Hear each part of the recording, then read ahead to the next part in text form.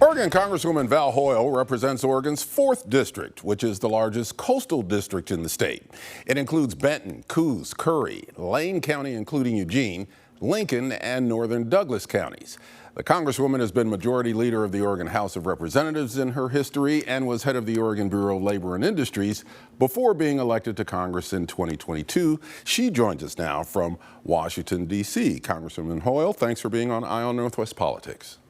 Well, thank you for having me. It's good to speak with you today. You had major objections to the big, beautiful bill. What about the bill has you most concerned? I have the most concern about how it's going to affect my communities. We have 11 out of our 33 rural hospitals that are on the verge of closure. Now, the Coos Bay Hospital is one that's a good example. If people don't have hospitals in their area, they can't get care. I'm extremely concerned about cutting SNAP. I mean, $6 a day for hungry people is one of the easiest ways that we can help children learn, that we can get people fed so that they can go to work, so that they can go about their lives. I'm concerned. So it's Medicaid, SNAP, the increase. We now have a larger budget for Homeland Security and ICE than all our other agencies that handle investigation, prosecution, including the Department of Corrections. Homeland Security has a larger budget than the Russian army. So we're putting a lot of money into doing things where we're seeing people disappear. Communities are frightened. People who are American citizens or who are here legally are getting disappeared and put into internment camps. That is frightening. And the fact of the matter is these bills were jammed through in a partisan way with no participation allowed by Democrats. And that's not the way that this should happen. That's not the way that the American people want things to happen. And so I do have great concerns. My district, 2/3 of the coast, we rely on tourism. People don't want to come here from other states, so other countries. So it's really devastating our economy. The tariffs have been brutal, and my Republican colleagues have handed over the power of the purse to the executive branch, and they've just backed down to anything that the president wants. And the checks and balances are just being, sent out the door, and it's absolutely wrong. Are there any provisions of the bill that you like? Yeah.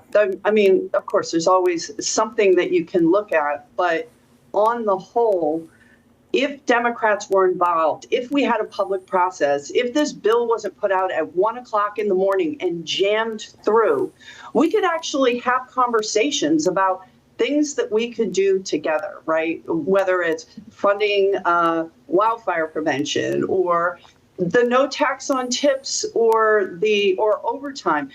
Those are talking points, and the way they're written, the no tax on overtime is limited to $12,500, right? Where the tax breaks for the billionaires and millionaires, there's no limit on that. So if we're really going to stand up for working people, then let's stand up for working people. I have great concerns. This bill was a poor process. It wasn't a public process. This is not the way that we should be doing the business of the American people. And there are devastating consequences to districts like mine, who I represent a lot of rural communities. I represent 2 universities. I represent community colleges. And the consequences of these actions will be devastating. But realistically, what can the Democrats do about it now? We can inform. So, I mean, I do town halls in every part of my district, from, Trump, the districts that voted for Trump, by plus 32% to the districts that voted for Kamala by plus 24%. And I talk to people about the same things. You know what they care about? Access to their public lands. They care about having NOAA be operational.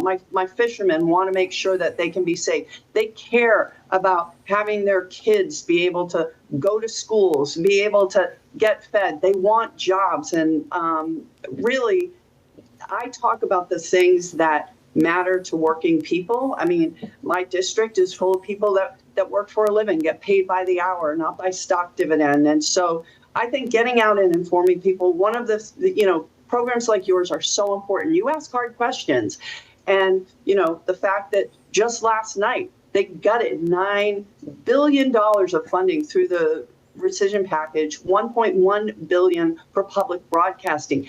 People need to hear the real news instead of listening to an algorithm on social media that feeds misinformation and stokes outrage. So, my job is to get information out in a factual way to everyone, regardless of who they voted for in my district, and I'll continue to do that. And then we'll continue to fight and continue to put forward amendments and continue to put pressure on Republicans by talking about what they did to the communities in their districts. You sit on the House Committee on Natural Resources, and you and Senator Merkley have introduced what you're calling the Wildfire Resilient Communities Act. What would that do? So what that would do is put $30 billion into wildfire prevention, $3 billion. So the wildfire prevention, this would be $30 billion to the Forest Service and to the BLM and other agencies to get ahead of the wildfire season. The cuts that DOJ made actually fired the people that could do this work, right? So to restore Job Corps, the Job Corps program is so critical for kids to get out into the woods, to get the work done, and to give them really good skills, especially kids that have struggled in the past. And so those are the main provisions in the bill. And I've talked with my Republican colleagues. I've talked with Representative Cliff Bentz, also talked with Senator Tim Sheehy, Republican from Montana. I'll work with anyone to make sure that our communities are safe and that we get ahead of wildfire. With climate change, we know it's a greater danger. And in communities like mine, they are really, really at risk of those urban conflagrations. It's not just out in the frontier areas anymore. It's coming right to our doorstep, and we have to manage things differently. You mentioned climate change. That's been one of your big issues during your term. So how does the big, beautiful bill affect that issue of climate change, in your opinion? Look, what this does is it guts our the investments that we put forward, whether it's, that big ugly bill or it's the rescission package that, again, was jammed through in the middle of the night last night, takes away the investments that we've made in, a green economy. The jobs, and again, many of these jobs are in our rural communities, whether it's on wind farms or it's with solar or it's with, expanding our grid. All of those, many of those programs and investments were cut so that we can have more access for gas and oil companies. If we look, if you're a capitalist that believes in a market economy, the market is moving towards green energy. If you're someone that really wants to protect our way of life and addresses the fact that, we have to aggressively address climate change as the crisis that it is. Some of my colleagues don't believe that, but I say to them, well, whatever it comes from, your district's burning. So we have to address this. And it is baffling why this administration would push bills and policies that are bad for the economy. Congresswoman Val Hoyle, thank you very much for joining Eye on Northwest Politics. I know you also sit on the House Committee on Transportation and Infrastructure, so I want to ask you about that at some point, but we don't have time right now. So thank you for joining us. We'd love to talk to you about that. Thank you so much for having me. Talk to you soon.